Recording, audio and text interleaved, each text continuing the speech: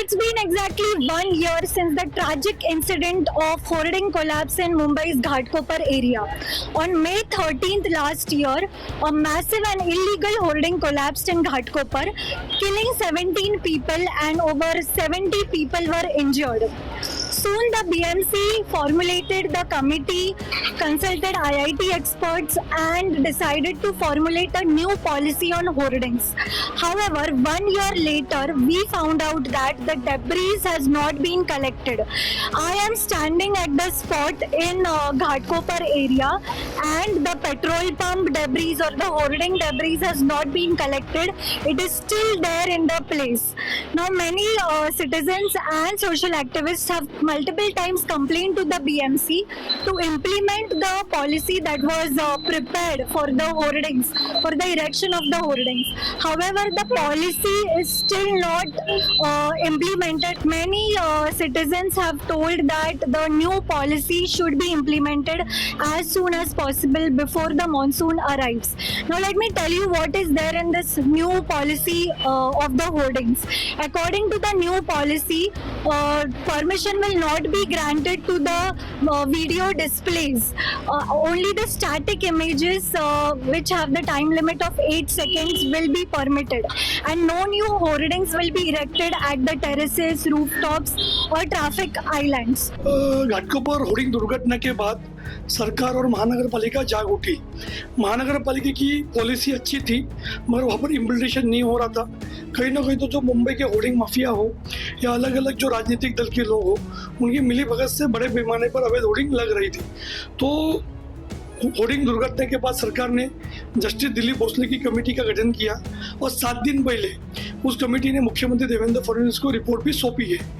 मुख्यमंत्री देवेंद्र फडणवीस ने उस रिपोर्ट को होम डिपार्टमेंट के पास आगे की कार्रवाई के लिए भेजा है। लेकिन सबसे बड़ा सवाल होता है कि अभी तक म्यूनसिपैलिटी ने अपनी पॉलिसी क्यों नहीं बनाई, क्योंकि जब ये होर्डिंग दुर्घटना हुई तो उस पॉलिसी को चेंज करने के लिए कई प्रकार से सुझाव आए, सरकार पर दबाव आए। तो मुंबई महानगर पालिका ने जो उनके डिपार्टमेंट के जरिए लोगों से अपील की कि हम नई पॉलिसी बना रहे हैं, उन्होंने एक प्रारूप बनाया और लोगों की अलग अलग सुझाव उन्होंने आमंत्रित किए। मैं भी उस सुझाव में आमंत्रित था, हमने भी कई सारे सुझाव दिए, लेकिन उस सुझाव के बाद आज तक पॉलिसी नहीं बन पाई, ना सुझाव पर आगे क्या हुआ है इसकी जानकारी महानगर पालिका नहीं दे पाई।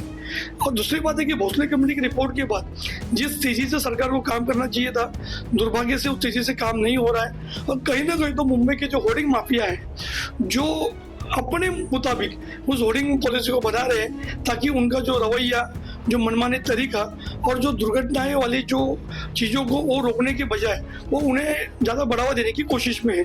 तो हमारी सरकार के से मांग है, महानगर पालिका से मांग है कि होर्डिंग पॉलिसी को जल्द से जल्द बनाया जाए ताकि घाटकोपर दुर्घटना की पुनरावृत्ति फिर नहीं हो। सर, आपने अभी बताया कि सजेशंस लिए गए थे सिटीजन्स की तरफ से। सो किस प्रकार के सजेशंस थे रिगार्डिंग द होर्डिंग साइज और फीचर्स, और वो पॉलिसी में एग्जैक्ट क्या क्या फीचर्स है? मुंबई महानगर पालिका ने जो पॉलिसी बनाई थी तो उन्होंने उस पॉलिसी में जो महानगर पालिका को चाहिए था, क्योंकि जो मौजूदा पॉलिसी भी अच्छी थी पर उसका इम्प्लीमेंटेशन नहीं हो रहा था, तो हमने महानगर पालिका से ये मांग की कि चाहे महानगर पालिका की जमीन हो, रेलवे की जमीन हो, MMRD हो या किसी की भी हो, तो वहाँ पर परमिशन लेने के पहले महानगर पालिका की यूनिवर्सिटी की आवश्यकता है। दूसरी बात, 40 बाई 40 की होर्डिंग का एक नियम बने, जो नियम मौजूदा है मगर लोगों ने बड़ी होर्डिंग लगाने की वजह से घाटकोपर की दुर्घटना हुई। तीसरी बात, जो मुक्त हो, क्योंकि MMRD ने पर MSRTC ने बड़े पैमाने पर फुटपाथ पर जो छोटी छोटी जो होर्डिंग लगाई है उससे राहगीरों को चलने में दिक्कत होती है और दुर्घटना होने की संभावना को नकारा नहीं सकता है। हमारी शिकायत के बाद जब डॉक्टर अश्विनी जोशी अतिरिक्त आयुक्त थी, उन्होंने 26 होर्डिंग निकालने का काम किया। वो दुर्भाग्य से पॉलिटिकल प्रेशर की वजह से उनको डिपार्टमेंट से हटाने का काम किया। कहीं ना कहीं तो सरकार में बैठे हुए लोग होर्डिंग माफियाओं से मिलकर इस पॉलिसी को इम्प्लीमेंट करना नहीं चाहते। हमने चौथा सजेशन दिया कि जो इलीगल बैनर लगते हैं तो कहीं ना कहीं तो राजनीतिक दलों की मजबूरी होती है, तो हर वार्ड में एक डेडिकेटेड स्पॉट बनाया जाए ताकि होर्डिंग उस स्पॉट पर लगे, शहर हमारा विद्रुप न हो और महानगर पालिका को अच्छा खासा रेवेन्यू मिले। ऐसे हमने कई प्रकार के सजेशन दिए। हमारे अलावा जो सरकार की एजेंसियां, आम नागरिकों ने भी सजेशन दिए, लेकिन दुर्भाग्य से उस सजेशन पर आगे क्या हुआ, क्या कार्रवाई हुई, इसकी जानकारी आज तक नहीं की।